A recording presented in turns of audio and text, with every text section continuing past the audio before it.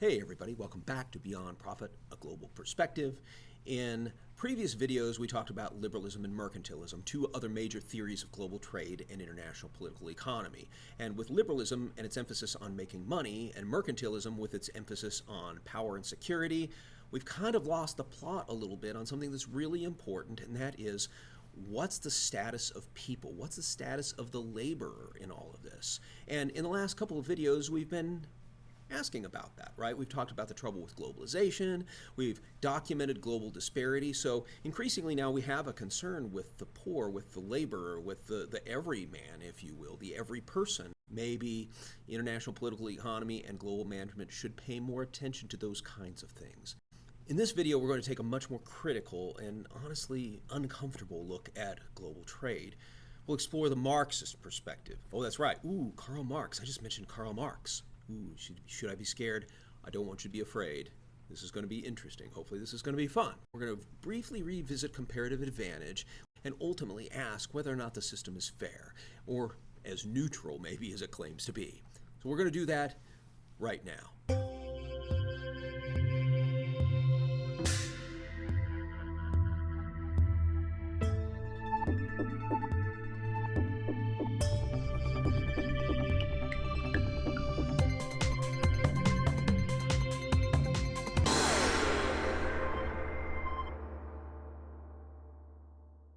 We've talked about a couple of major theories as far as understanding how trade, business, how the world works, right? We've talked about liberalism and we talked about mercantilism. How do they address the issue of global disparity and labor?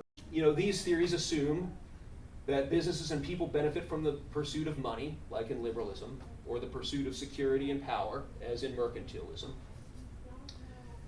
Everybody's richer and safer through free trade, specialization on the one hand, or the state-controlled economics and trade on the other.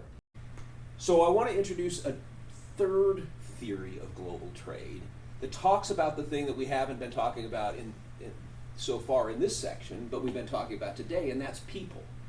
Right? That's really probably the consistent thing that I keep throwing at you, is that, you know, it isn't just making money, and it isn't just security and power. There's people, there's workers, and if we want to ethically address this question of, you know, how do we operate as international businesses, then we probably ought to also talk about people.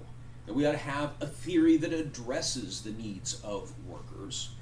And liberalism and mercantilism don't really hit that. Our third major theory of international trade we're going to share. Oh, here's our friend Karl Marx again. Yes. Marxism, socialism. Oh yeah, I'm actually saying that in business class. Wow. It's a nasty word for a lot of people. I'm going to get myself in trouble here talking about this stuff. Before I start using words that some people think are naughty in this country, let's talk about what we don't mean. We don't mean this. It's the Communist Party, yay! It's great, come join the party, we'll have the proletariat, it's wonderful. You're giving me the look. It's weird teaching this stuff in American class, because in American class we have this attitude about Marxism where we assume Marxism equals communism equals scary. Most Americans throughout their lifetimes, or your parents' lifetimes, or your grandparents' lifetimes, have been exposed to a particular image of Marxism based on its association with oppressive regimes throughout the world. Okay, let's not mince words, okay? The former Soviet Union was an authoritarian state that took many of its own citizens and treated them as slave labor under horrible conditions, off in Siberia, right? Just about all these regimes, in one way or another, were horrible and oppressive, and we had, in many cases, good reason to oppose those systems of government. But there are a couple of things that I want to point out to you. First of all, Marx was never in any of these governments, nor would he have recommended that any governments that look anything like this emerge, right? It's like it's different. What he wanted and what he argued was not what happened here. And what ultimately happened in a lot of these governments wasn't that they were doing the things that Marx wanted them to do, but that they took this ideology that was very, very attracted to poor working people and used it to exploit them to get them on their side so that then they could take power. Now, that's not to say that none of these groups made some advances. I mean, there were improvements in some of their societies. Like, if you look at Tsarist Russia and the poverty that's happening in the countryside and the feudal system, that stuff is essentially undermined and destroyed with Soviet communism.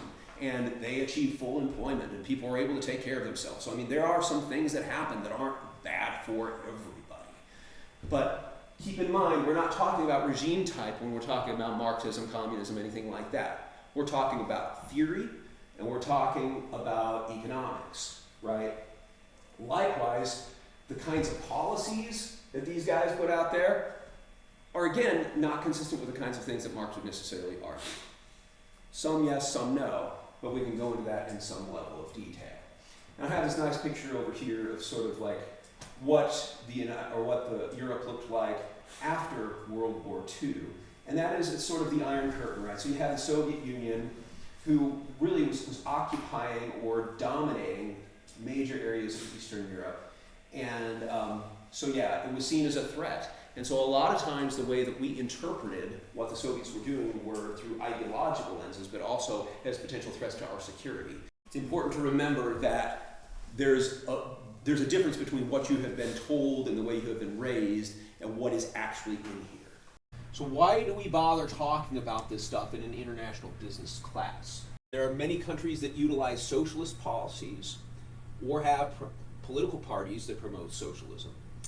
And these policies and political actors affect prospects for business investment and management in these countries. Quite honestly, if you don't understand how these countries operate and what their motivations, what their policies are like, then you're not understanding a huge piece of how international business works.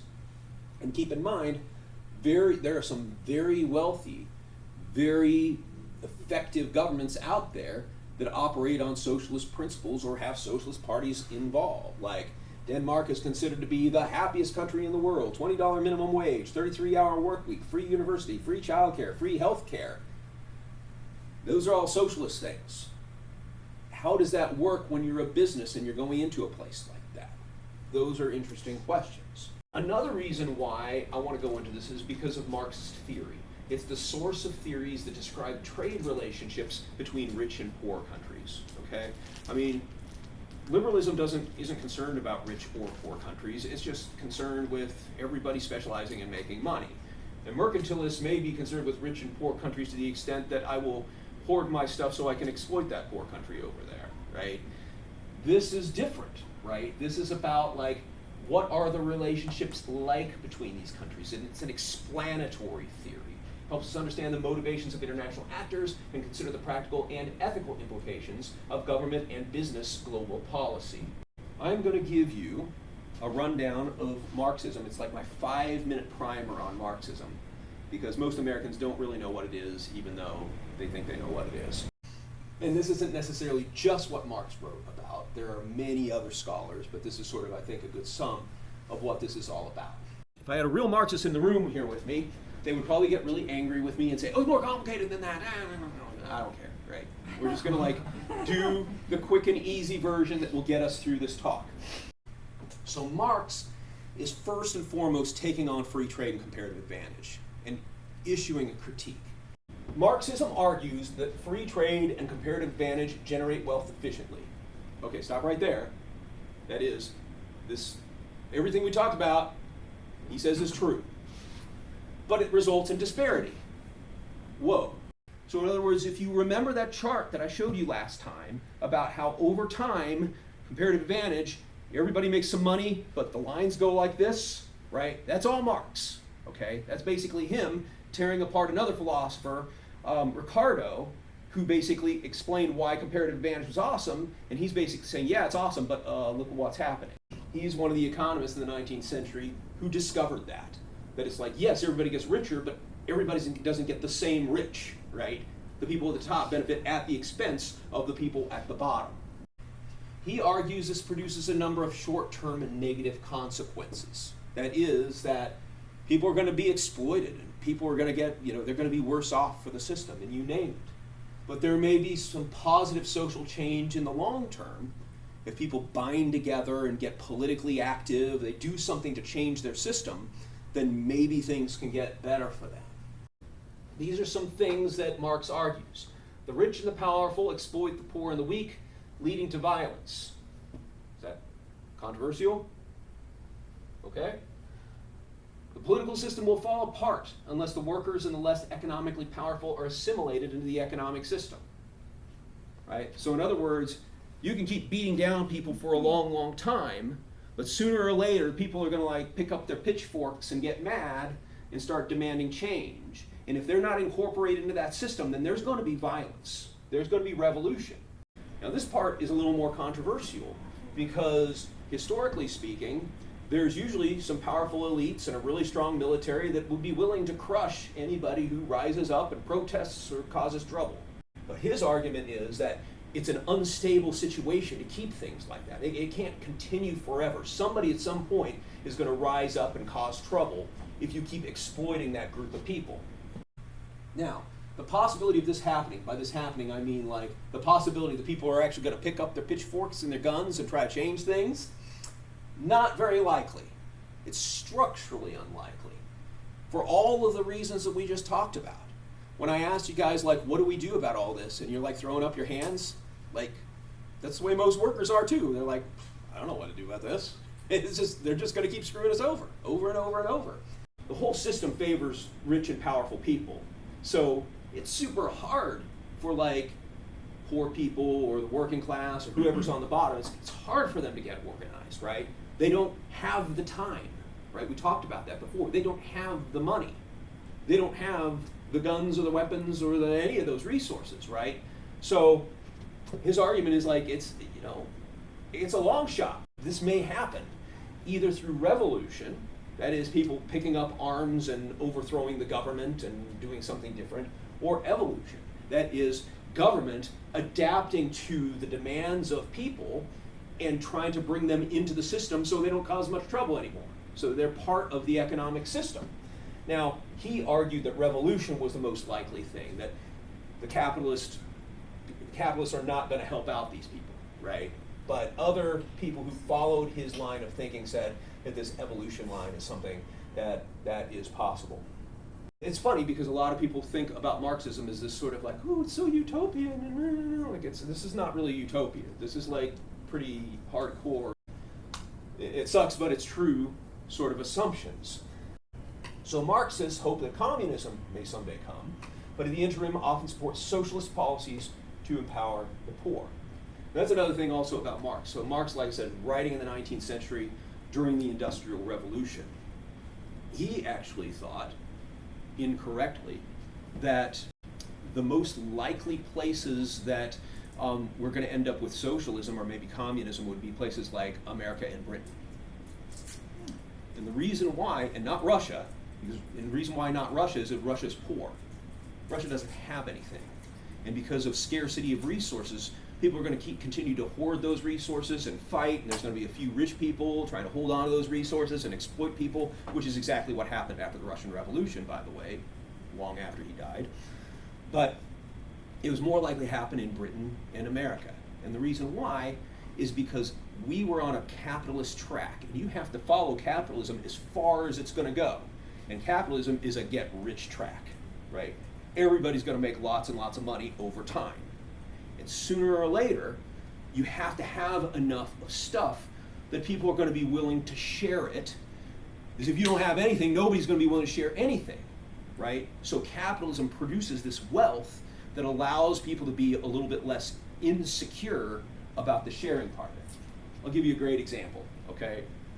This cracks me up. So I know this guy, super wealthy, super conservative, lives in a gated community, and he wanted to get a snowblower, but he didn't want to spend that much money on a snowblower. So what he decided to do is get together with some of his friends in the neighborhood, and they go in on a snowblower together, and they take turns having that snowblower at each other's house, and then they would just kind of use it because, and I'm like, really, can you trust these people? Oh, they're fine, they're in my neighborhood, they're friends, they're all in the gated community, right? He seemed really, really okay with the idea of sharing the snowblower with his friends. Now, he lives in an affluent community. Do you think he's worried about his neighbors stealing stuff from him? No. Do you think his next door neighbor is going to sneak into his house and take away his flat screen TV, like rip it off the wall? Who's he worried about? Outsiders, right? Poor people, the riffraff. The people are going to we need a gate around this community to keep those people out. And the reason why capitalism has come first is because it generates wealth so efficiently, right? You can't have people sharing a bunch of stuff if you got a bunch of poor people and not very much to share. There's not very much to start off with. People are going to fight over that stuff. They're going to be violent over it. But if there's a lot of affluence, then you get to the point where you actually can share, where you're not nearly as worried about what people have or have not. You get insecure, we start building gates or walls or whatever, right? We try to keep people out. So this communism is basically just that. This idea that the state will wither away, and by that they mean the national government is going to become less important. What's going to become more important are community ties, probably local governance, maybe even local democratic governance, and just this idea that we're going to probably share more because we've got more. And if that's the case, you can have something like socialism, which is essentially this idea that you're going to make sure that people who are poor have a living wage and can have at least enough money that they can participate meaningfully in the political system, unlike instead of just being marginalized because they don't have time to vote or they don't have time to organize or whatever. That we would have a better political system if people were supported economically. So where does this all leave us? The Marxist perspective doesn't necessarily deny that free trade can create wealth. In fact, that's the point. It does. But it does challenge something deeper. Who actually benefits and at whose expense? So that doesn't mean that this model explains everything, but it does force us to confront some hard realities that maybe some of our economic logic doesn't easily address in most cases. So here's the takeaway I want you to wrestle with. Is global trade a story of mutual gain, or is it fundamentally exploitation? Because how you answer that question doesn't just shape how you understand the world, it shapes how you think about business, policy, and responsibility.